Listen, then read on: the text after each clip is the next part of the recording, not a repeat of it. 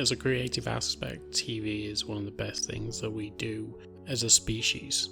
Along with music and film and books, they bring out the best creative of all of us. They entertain and they bring so much joy to many. They invoke emotion and enable us to feel things that we bury sometimes deep down. That's what this podcast is for.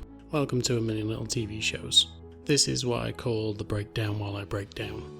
Each week I will go through a different TV show, a different season of that TV show, and different episodes of that show. And I will break down not only emotions, but I will break down stories from my life, and let you know why these TV shows mean so much to me, and why I believe that they are some of the most important shows out there. This podcast is here to highlight a lot of smaller TV shows, or TV shows that don't really get a platform, because we know of a bunch of TV shows that get a multitude of different podcasts. Ted Lasso, Game of Thrones, The Office, they've all got several podcasts out there analysing all types of different things. But there's not many out there for the little guy, and that's what I'm trying to highlight. So each week I will go through a different show, different seasons, different episodes, and I will go across all different kinds of genres and different countries to bring you what I believe is some of the best TV out there. So I'm glad you're here with me. I'm glad you're here for this journey. And if you've watched the shows before and you wanted to come here and get an analysis on them and have someone go through them and pick out bits that you might have enjoyed, then I'm glad you are here. If, however, you have never watched the show and you just want to come and have someone talk in your ear about different TV shows, I'm glad you are here. But I hope that it inspires some people to go and seek out these TV shows. They deserve to be watched. They were made with love and care, and they are the same as this podcast, made with love and care.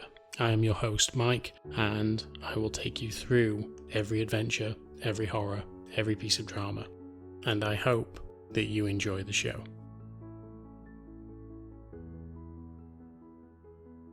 Hello there, and welcome back to this A Million Little TV Shows podcast. This is now episode 11 of season 13, and today, as always, we're going to be working our way through the biggest, the hidden, the most fascinating TV shows around the world. And of course, that is no exception today. And we're kicking off with something a little different as we dive into the first 4 episodes of Extrapolations. Now, I have to admit that this is one of those series that I came into completely blind. And as I have done with a few series now on this podcast, I just find it a lot more refreshing to watch it and then commentate on it for the first time. But I had heard the name, obviously, mainly because of the impressive cast, but I didn't watch a single episode knowing that I would do it for this podcast. So everything you're about to hear comes from the perspective of someone discovering the show for the first time.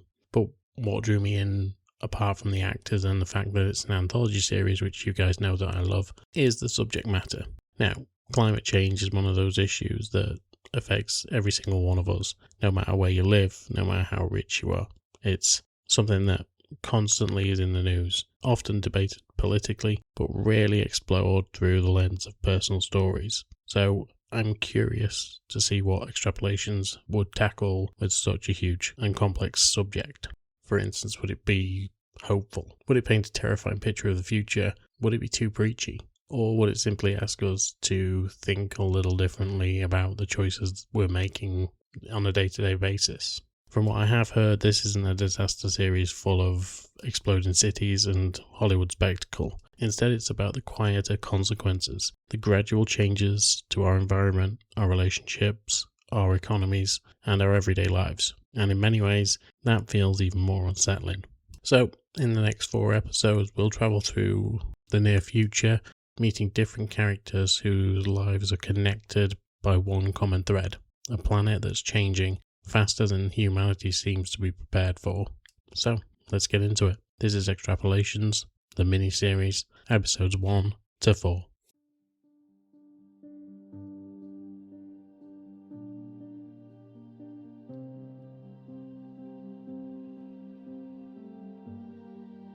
Episode 1, 2037, A Raven's Story. Now, I'm assuming that everyone has watched this before they listen to this, but if you haven't, I would if I were you. Like I said, I'm going into this blind and this first episode has just knocked the socks off me already. But as I said, I'm going to go through it beat by beat, and as I always do, I'm going to try and unpack as much as possible, and of course how it currently relates to the actual world. But with a look at this and some of the things that were said within it, the future is feeling uncomfortably close to our own right now. But one thing that this show has done brilliantly so far is avoid giant disaster movie moments. Instead, it asks a much scarier question. What if climate change is simply becoming the normal? So let's get into this. And so we open with the fact that the world hasn't collapsed. In many ways, life continues, people go to work, governments still exist, businesses still compete, technology is advancing. But underneath everything is a constant awareness that the climate has fundamentally changed. And so instead of imagining one huge apocalypse, it presents climate change as something woven into everyday life. Extreme weather is expected, mass migration is accepted, species loss is now routine. No one is surprised anymore, and that's arguably more unsettling than any disaster movie. The future isn't portrayed as something dramatic, it's portrayed as being adapted to. People have just simply adjusted to living with problems that previous generations failed to solve. And we see this already, right now, today. Look at everything that's going on right now. I'm currently living in Canada, and people are talking about the forest fires that are going to be coming. And they just deal. They just do it. They have to. And there'll be more talk about floods and droughts in the coming months. I mean, it's coming up to the middle of summer, and we know exactly what we're getting into, but we don't change anything to try and adapt and make things better. There are people trying to, but then the amount of others that just won't. And a name within this show that actually comes up is the Secretary of State in the US. And in the show, in 10 years' time, they're saying that Marco Rubio will be the Secretary of State. Well, he currently is. So, I mean, that makes it even more terrifying because it brings it into the present. This was filmed 4 years before Trump even got in for a second term, so they didn't even know that he would be the Secretary of State. So putting it on his shoulders then would have seemed like, it's just a bit of fantasy. Now it's reality, and that worries me even more. And so we meet a man named Nicholas Belton. He's one of the most influential technology CEOs in the world. His company develops powerful AI capable of predicting climate change, analysing enormous data sets, and advising governments. Immediately we see where the power lies in the future. Governments still make announcements, but corporations hold the information. Whoever owns the data controls the conversation. Nicholas isn't portrayed as evil. He's calm, measured, intelligent. He genuinely believes technology can help, but he also understands that solving climate change is enormously profitable. And this episode blurs the lines between innovation and opportunism. Can someone save the world while making billions? Does motivation matter if the outcome is positive? And I think we can answer at least the first question. Can someone save the world while making billions? Well, we've just crowned our first trillionaire, so he's now lost it, but still, has he done anything? Okay, he's the owner of Tesla. How is that helping? The world's still on fire, so he is making billions, but he can't save the world. He could if he spent some of that money, but he doesn't. So the world just gets hotter, he just gets richer, and he's talking about going and living on Mars. What are we to do as a average Joe? We can't do anything. Unfortunately, right now, feels hopeless. And then we see international meetings. World leaders attempt to negotiate emission targets and climate agreements. Everyone agrees the climate is changing. The arguments aren't about the science anymore, they're about economics. Who sacrifices first? Who pays? Who gets exemptions? Who bears responsibility? The conversation feels frustratingly familiar. No one completely disagrees, but everyone wants someone else to move first. Climate change has shifted from a scientific debate to a political negotiation. The science is largely settled, the politics remains messy. And again, where does this fit into the real world? Well, we've got a lot of these climate summits that generally don't go anywhere. They tend to go somewhere, talk about these things, but we never really get any feeling that this is going to end anytime soon, or that we're going in a positive direction. And it starts off the episode talking about the fact that we shouldn't be going over 1.5% of emissions in the next, this is 2037. And it's been reported over the last couple of days that we probably won't even make that date right now. they're talking about it possibly being over that in the next 2 years. So fuck knows what's going to happen. But Nicholas is consulted constantly. Government officials seek his advice, business leaders rely on his forecasts, investors monitor his technologies. Gradually we realise something important. Governments aren't leading, they're reacting. Private companies have become essential infrastructure. The episode quietly asks whether democracy can keep pace with technological power. So, should companies that build climate technology always shape climate policy? And does that create a conflict of interest? Well, yes, companies should be able to help build policy when it comes to climate change, but it has to be off the back of a mandate from governments. They have to be showing willing instead of whatever the fuck's going on right now, because it does create conflicts of interest. Throughout the episode, however, we just see these devastating points where wildlife is vanishing, bird populations have declined, habitats are shrinking, species disappear with little public reaction anymore. The title of Raven's story becomes symbolic. The Raven represents intelligence, memory and survival, but it also represents everything humanity risks losing. The disappearance of wildfire isn't treated as shocking anymore, it's a background noise. The normalization feels heartbreaking. Some of the other things that we see in this episode are the family and personal relationships. We begin to understand the fact that population, although it continues, is, well, not dying off, but it seems like a lot of people are deciding not to have children anymore. Again, does this sound familiar? Because, quite frankly, right now, there is a lot of talk about this.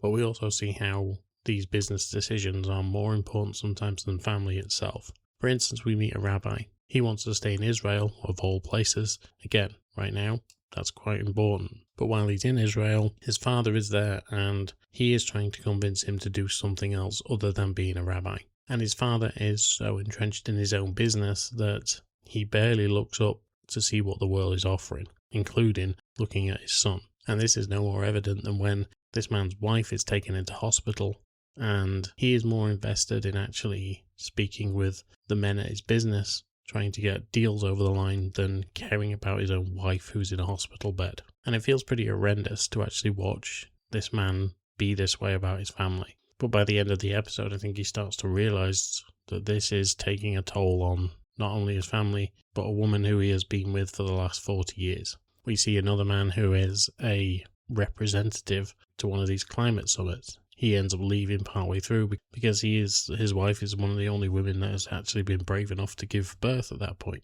because they don't know what the world is going to be. One man puts it best when he's talking about his own journey, and he basically says that it doesn't matter about climate change. They know it's true, they know it's real, but by the time it all ends, well, who gives a shit? They'll be in a gold-lined coffin and they won't give a shit anymore. So some people are willing to help, others aren't. And this is the kind of world that we are currently living in. This is how it feels right now. It's kind of scary. But as the episode ends, nothing explodes. No cities are destroyed.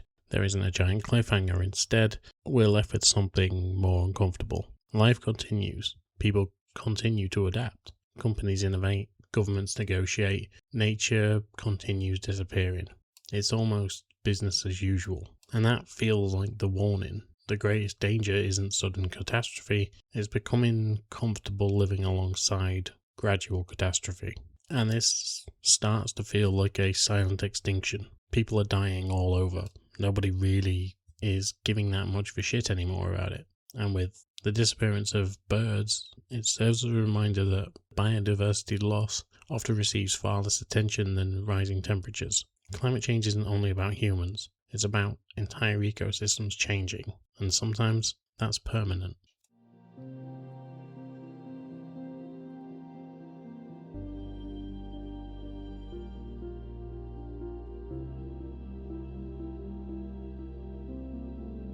Episode 2, 2046, Whale Fall. So this episode tends to take a different approach to what we saw in the first episode. This isn't about boardrooms and international negotiations. We're out in the middle of the ocean, and we're following a story that's far more personal, emotional, and in my opinion could be the most memorable episode of the season. At first glance, the idea of humans communicating with whales, or any other animal for that matter, through artificial intelligence sounds like pure science fiction. But as the episode unfolds, it becomes clearer that this isn't really a story about technology, it's a story about grief, loss, and humanity finally being forced to listen to the natural world after centuries of speaking over it. So, as suggested, we start in 2046. And of course, the oceans have become another casualty of climate change. Marine ecosystems have been reshaped by warming waters, acidification, overfishing, and pollution. Entire migration patterns have changed, food chains have been disrupted, and many whale populations have declined dramatically. Rather than showing us through a sweeping narration, the episode just drops us in the middle of this altered world. The sea, still as beautiful as ever, but underneath its surface, it's quieter, emptier, and far less healthy than it once was. It's immediately clear that humanity hasn't just changed life on land, it has fundamentally altered the oceans as well. And we see this in the real world. Today, scientists are documenting marine heat waves, coral bleaching, declining fish stocks, melting sea ice, and whale migration routes are changing. And the future that is imagined in this episode is an extension of trends that we have been observing already. And this is one of the biggest strengths of this particular episode. It doesn't portray the ocean as some distant wilderness. It reminds us that what is beneath the waves is directly connected to life on land. Now, we meet a marine scientist called Rebecca Shearer. We've already met Rebecca, she was in the previous episode. However, she was the woman in the last episode who was pregnant, whose husband came out of the climate conference to be by her side while she had their child. But Rebecca joined a project using advanced AI, capable of translating whale vocalizations into understandable language. This isn't presented as magic. The technology has spent decades analysing whale communication, behaviour and context until it can finally interpret meaning. So for the first time in human history, genuine conversation becomes possible. This scientific breakthrough feels extraordinary, but almost immediately the emotional weight becomes obvious. This isn't humanity teaching whales anything. It's humanity finally learning to listen. And throughout history we've studied animals a lot, but this offers a fascinating question of what if they had something to say back? How many of you talk to your dogs, talk to your cats, parrots, whatever? And obviously a parrot can talk back, but let's not go there. But what if they could talk back to you? What would they say? Especially when it comes to a subject like the changing weather climates. But Rebecca begins to communicate with a humpback whale, searching for another member of its family. The whale repeatedly asks variations of the same heartbreaking question. Where are they? At first, Rebecca approaches the conversation scientifically. She wants data, she wants understanding. But obviously the whale isn't interested in science. It's grieving. The conversation becomes less about translation and more about empathy. The whale doesn't understand extinction. It simply knows that the members of its pod are disappearing. And going back to the point of being able to talk to animals, what if the first thing that they say to you is, where's everyone else? How do you explain the impact that humans have had on anything else's environment? It's quite a tragic thought, really. And this show really has humanity confront itself. Because as Rebecca continues the conversation, she begins confronting uncomfortable truths. Humans have caused many of the disappearances. Commercial whaling, shipping, noise pollution, plastic waste, climate change, ocean acidification, industrial fishing. The whale isn't accusing humanity, it simply wants answers. That somehow makes the guilt even heavier. The episode avoids making villains out of individual characters, but humanity itself becomes the character on trial here. And because this species of whale is totally innocent in all of this, when it's asking the hardest questions, they aren't asked out of anger. They are just asked out of curiosity as to what happened to the world. Why is their world getting smaller because of someone else? Now, one of the more interesting twists about this episode is the fact that AI isn't used to replace nature. It's used to reconnect humanity with it. Rather than becoming another surveillance tool or business platform, AI becomes a translator between species. Technology finally helps humans hear what they've ignored for centuries. And it really is a refreshing perspective because so many climate stories present technology as either the problem or a complete solution, especially when it comes to something like AI. Obviously, we know about these data platforms that have to be created to make these things work and how much energy they are currently using. But maybe if we use them in a different way, we'd understand that technology can't solve climate change on its own, but perhaps it can help the people care enough to act. So in this case, like right now, if world leaders were able to speak to some of these animals, what would they do? What would they say? When we have to tell the animals that there is a man who owns more wealth than most of the countries in the world, how would we spin that? I mean, it's a ridiculous concept, and it's not something that animals would understand. We shouldn't be able to understand it. It shouldn't happen. But the emotional burden begins affecting Rebecca. She can no longer separate the science from the emotion. Every conversation reminds her that extinction isn't just an abstract statistic, it's millions of individual lives, families, communities, relationships. The whale isn't mourning a species, it's mourning loved ones. And that distinction changes everything. We see in her own life, Rebecca has her son. She no longer has her husband, and she no longer has her mother, but she has videos and records of those people that her son will listen to daily. But her son is ill. He is dying, and very much a mirror to what the whale has been having, that the people around her are dying, people around the whale are dying, and the one last surviving thing is failing, and soon they will both be alone.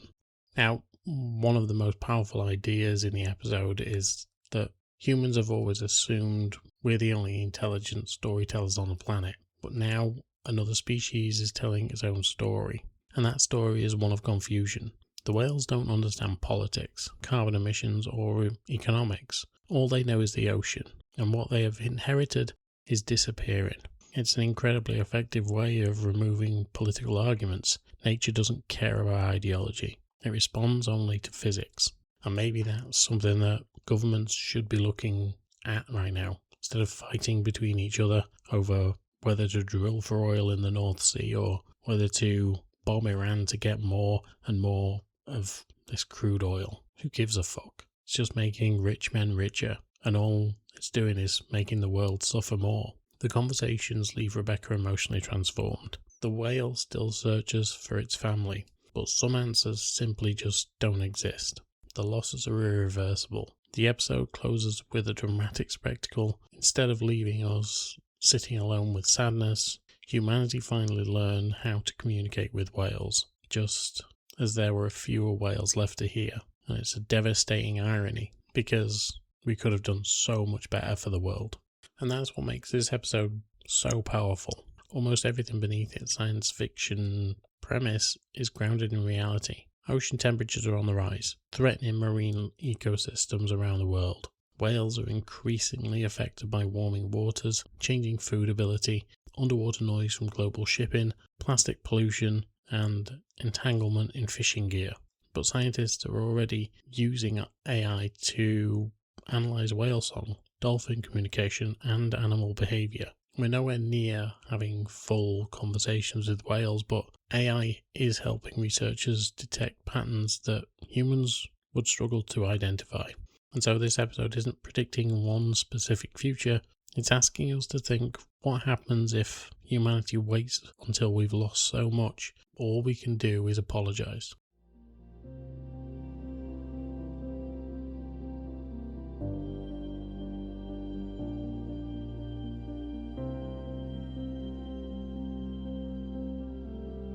Episode 3, 2047, The Fifth Question. So far, Extrapolation has shown us two very different sides of the climate-altered future. And at the moment, obviously, we're all sitting and sweating because it is just way too hot. Especially if you're in the Northern Hemisphere, it is ridiculous right now. But so far, we have looked at the politics and economics in episode 1, and then we ended up getting an emotional story through the eyes of a whale. Something that would be massively affected by any sort of climate change. And here we're about to change gears again, because this episode isn't about governments and endangered species. Instead, it's about something far more personal. How do people hold on to faith, tradition, and hope when the world around them is likely changing beneath their feet. And so this is set in 2047, as the title suggests. And we find ourselves in Miami, which by some sort of miracle is still standing, but only just. Rising sea levels, constant flooding, and relentless heat waves have transformed the city, yet life carries on. Children still grow up, families still celebrate milestones, people still search for meaning. But we start the episode on a sweeping shot of Miami, but it's not the Miami that we know today. Water is everywhere. Seawalls dominate the landscape. Flooding has become a routine part of life. Entire neighborhoods have been abandoned, while others have adapted with elevated buildings, floating infrastructure, and new ways of living. Nobody seems shocked anymore. People just simply carry on.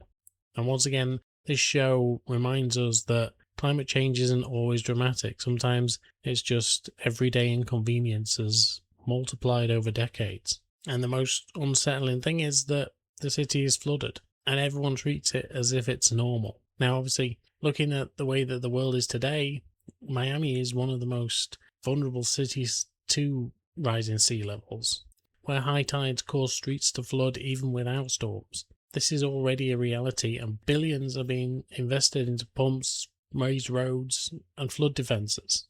But unlike somewhere like Venice, where this is a feature of the city and has been around for hundreds of years, Miami is, America just made 250. Miami, in its current state, hasn't been around that long.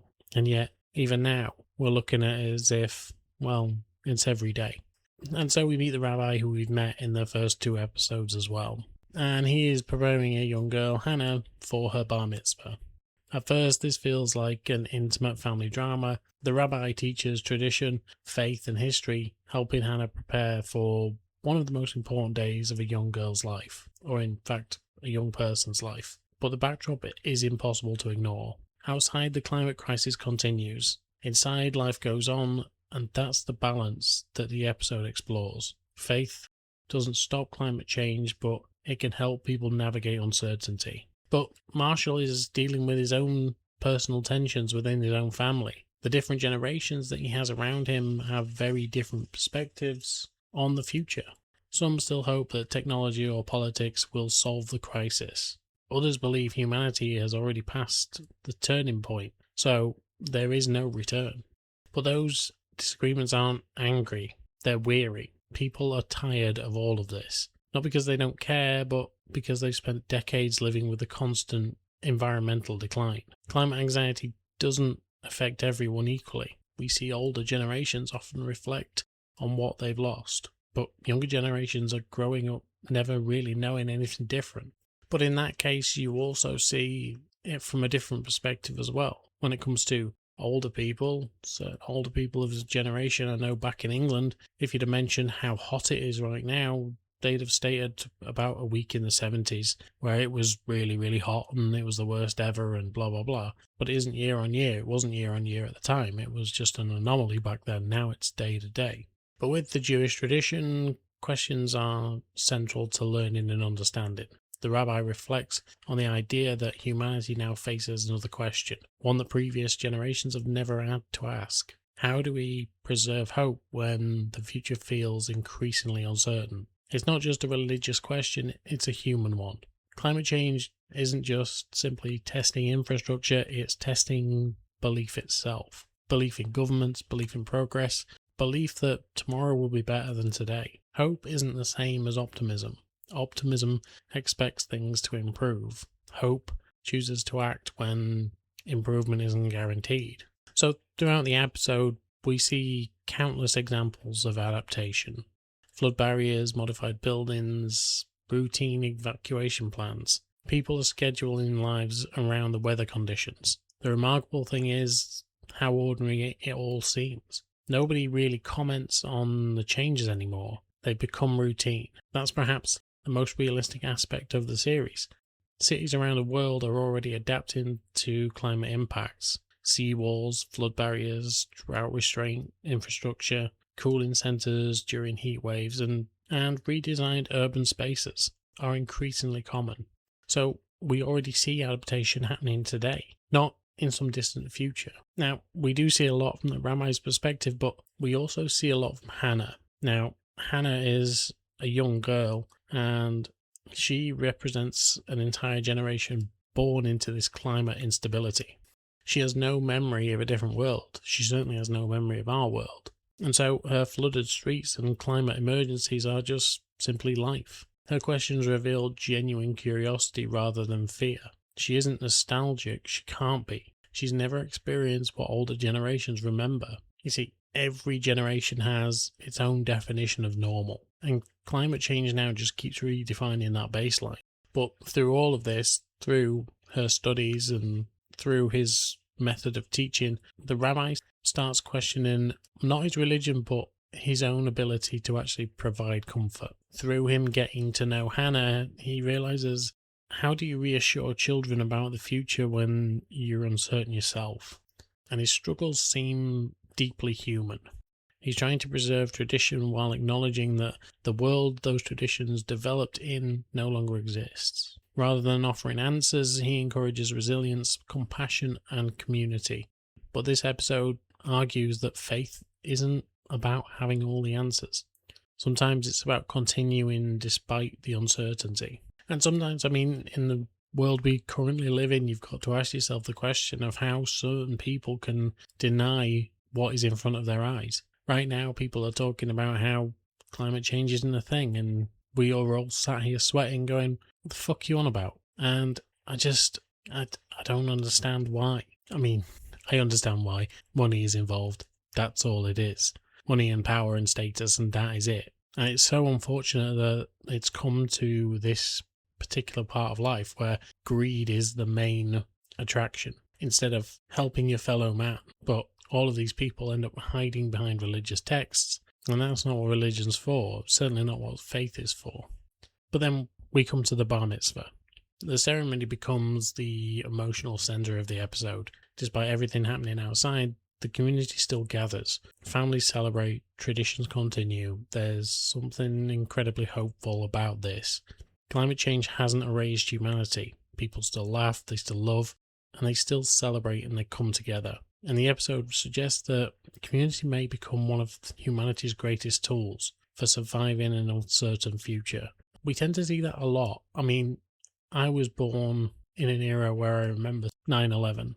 Watching the world at that moment change. Watching New York, which was always known as a dark city or a angry city, I think would probably be better. Watching the people of New York come together and help each other and help your neighbour, and that's what community is about. It's not who can be the richest person in the world, it's about helping your neighbour out. If you don't have a little bit of money, maybe someone could help. If you don't have any groceries that week, someone could help, or you could go buy groceries for someone.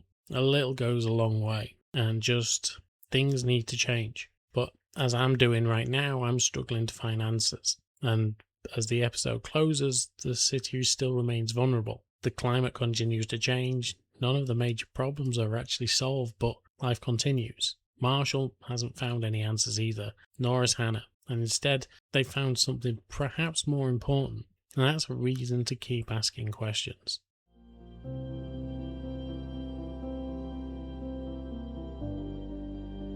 Episode 4, 2059, Face of God. And so as we reach this episode, this for me is where the series really starts to ask uncomfortable questions.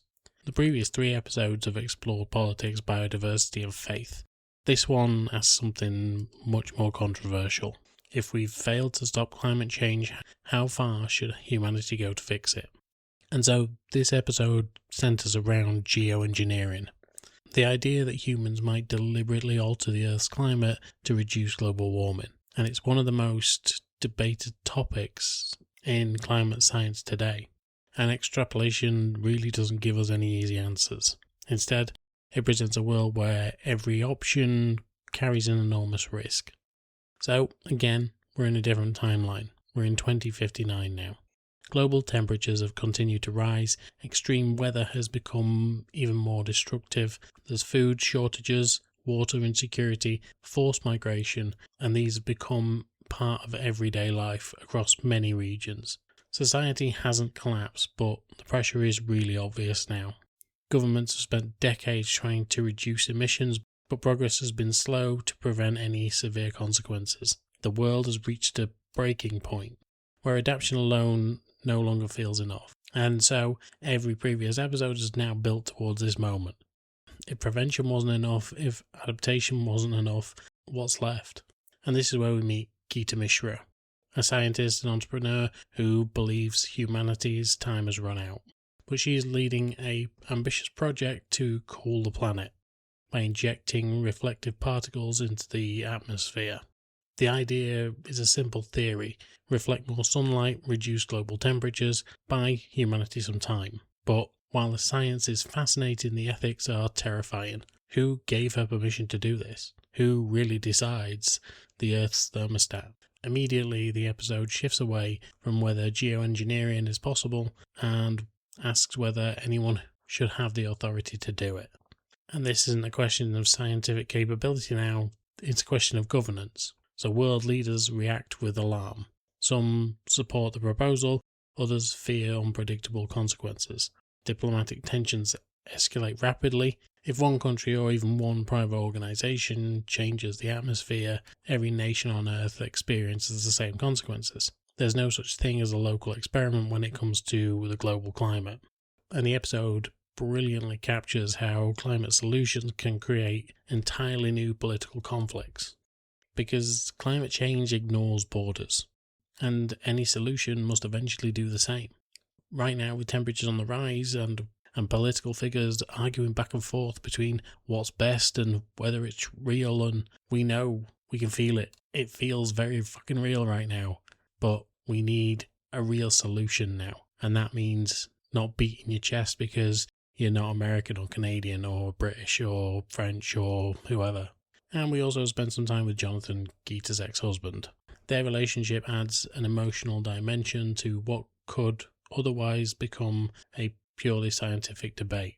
Jonathan understands Geeta's intelligence and passion, but he worries about her willingness to accept enormous risks. Their conversations aren't simply about climate, they're about responsibility. When does determination become obsession? And when does courage become arrogance? Neither character is portrayed as completely right. Their ambiguity makes the drama much stronger. And we also get a third character in this, and that is their son Rowan. And he finds himself caught between both parents. He understands the urgency his mother feels, but he also recognises the fear surrounding her plan. Through Rowan, we see how much climate decision affects families as much as it does governments. And the climate crisis isn't fought only in laboratories and parliaments, it reaches homes and relationships. Every generation inherits not only the planet, but also the consequences of the previous generation's decisions. And so, essentially what's going to happen is Geeta is going to launch herself into the atmosphere on a plane and disperse these particles. So as launch preparations continue, arguments intensify. Supporters believe doing nothing is the greatest risk. Opponents argue that interfering with the planetary systems could create consequences that nobody fully understands. It's one of the episode's greatest strengths. There are no real villains, every argument sounds reasonable, and that's exactly what makes the dilemma so compelling. Because in the real world, scientists are actively researching forms of solar radiation management, including the possibility of injecting sulfate particles into the stratosphere to reflect sunlight. And supporters argue it could temporarily reduce global warming. Critics warn about the unknown impacts of rainfall, agriculture, weather patterns, and international politics. At present, there is no global agreement to deploy these technologies because of the scientific and ethical uncertainties. So what does the title mean? The face of God. Because it becomes increasingly meaningful throughout the episode. Humanity has always tried to control nature, build dams, to redirect rivers, alter landscapes. Now the proposal is even bigger, to alter the atmosphere itself. The title asks whether humans are prepared for the responsibility that comes with such power, not because we can, but because we might have to. So is refusing to act irresponsible, or is acting even more dangerous? And I suppose, like I say right now, we're all sat here, or we have been sat here in the last few weeks, just dripping with sweat. I'd rather have someone act right now, but of course, what does that do to the Earth later on down the line? It's an interesting thought and could cause even more problems. But as the project reaches its climax, tensions begin to build, governments scramble, scientists argue, and families fracture. The launch itself becomes symbolic. It's humanity admitting that traditional solutions have failed to keep pace with the crisis. Whether viewers support or oppose the mission almost doesn't matter. The important question is why. Why the world has reached this point in the first place. The geoengineering project isn't portrayed as a triumph, it's portrayed as a last resort. So, what does this episode give us? The ending gives us no complete certainty of what is best in this situation. Instead, it leaves viewers wrestling with difficult questions. Has humanity saved itself, created a bigger problem, or simply just delayed another crisis? The uncertainty is intentional, and science often deals in probabilities rather than guarantees, and the episode really respects that complexity.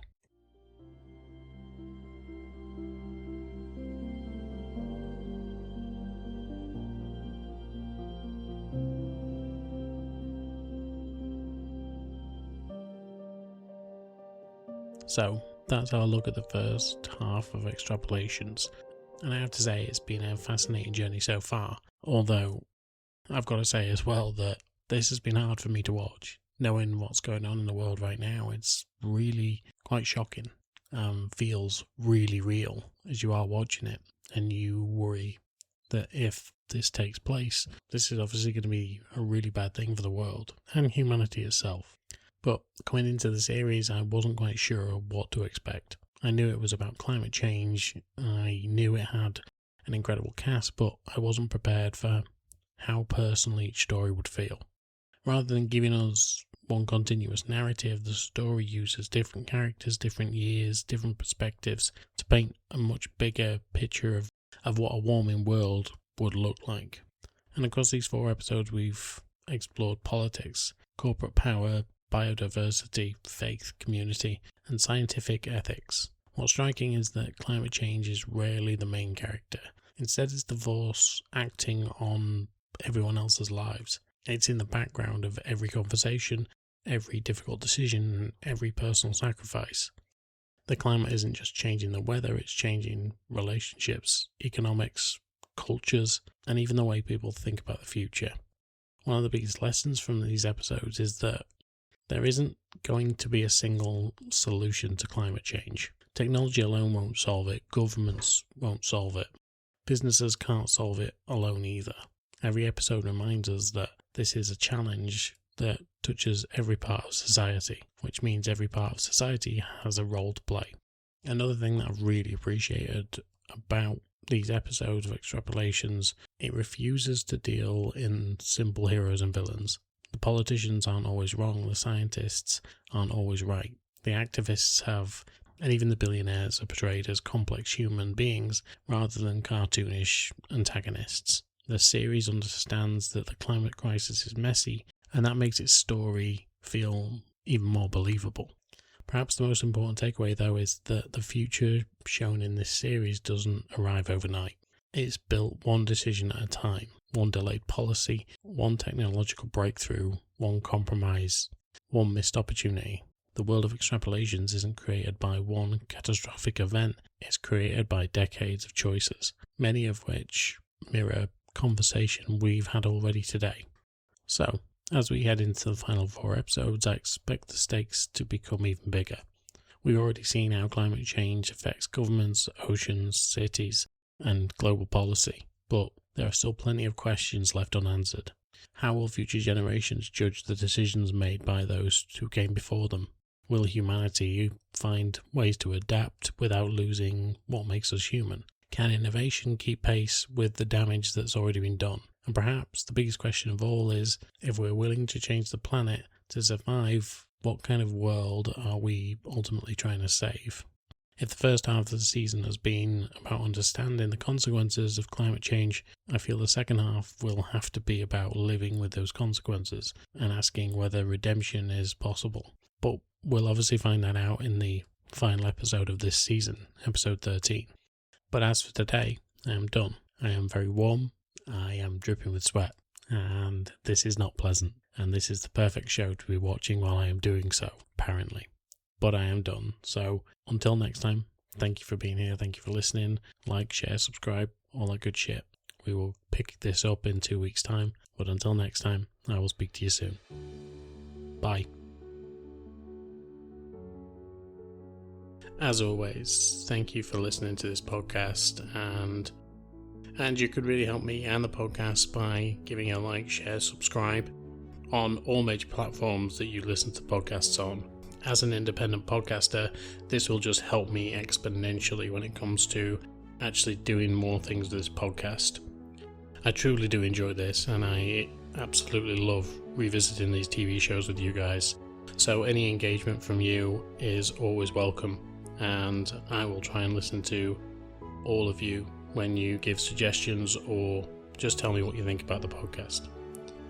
But once again, thank you for listening, and until next time, I will speak to you soon. Bye.